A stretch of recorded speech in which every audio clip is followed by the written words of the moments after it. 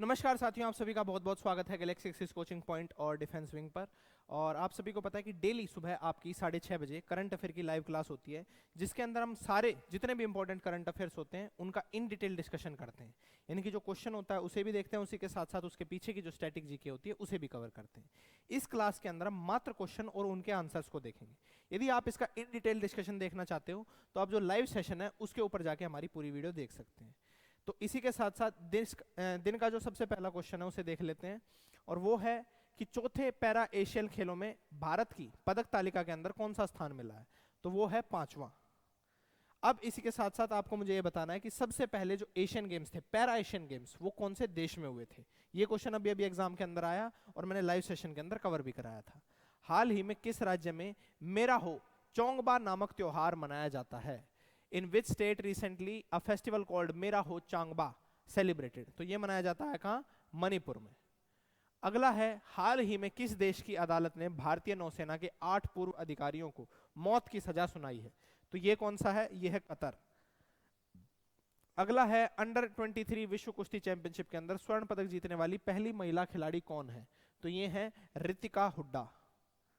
अगला है, breaking the mould reimagining India's economic future नामक पुस्तक जो है ये किसने लिखी है। तो ये लिखी है रघुराम राजन और रोहित लांबा ने।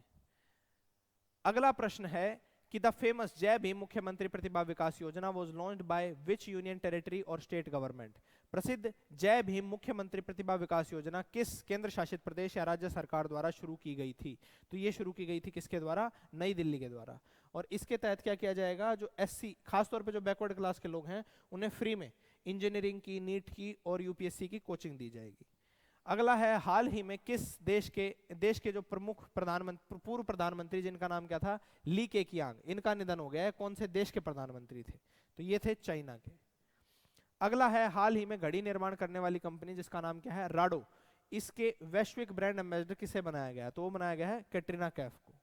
इससे पहले इनके अलावा और कौन इंडिया से इनके ब्रांड एम्बेसडर हैं? वो थे ऋतिक रोशन। अगला है, किस राज्य सरकार ने घोषणा की है कि आजादी से पहले स्थापित होने वाले राज्य के सभी सरकारी स्कूलों को हेरिटेज स्कूल घोषित किया जाएगा। तो ये कौन सा है? ये है अरुणाचल प्रदेश। और अरुणाचल प्रदेश के बारे में मैंने आप सभी को क्या बताया था कि 1972 के अंदर ये था एक केंद्र शासित प्रदेश, यूनियन टेरिटरी, और 1987 के अंदर क्या बना दिया गया इसे? Full fledge state. कल की जो पॉलिटी की क्लास हुई थी उसके अंदर भी मैंने आप सभी को यह बात बताई थी। अगला प्रश्न है, भारत में इन्फेंट्री दिवस कब मनाया जाता है। तो ये मनाया जाता है 27 अक्टूबर को।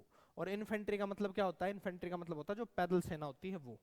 अब इसी के साथ साथ यदि आप लोग साइंस यानी कि जनरल साइंस के अंदर फिजिक्स पढ़ना चाहते हैं तो उसकी लाइव क्लास 8 बजे, और जो पॉलिटी यानी कि जो भारत की राज व्यवस्था है उसकी क्लास 12:30 बजे होती है। यदि आप उसे देखना चाहते हैं तो आप लाइव क्लास ज्वाइन कर सकते हैं डिफेंस विंग पर या फिर जो गैलेक्सी एक्सिस कोचिंग पॉइंट है उसके मेन चैनल पर। इसी के साथ साथ आज का जो हमारा सेशन है इसके अंदर इतना ही, और अब आप सभी से मुलाकात होगी अगले लाइव सेशन में।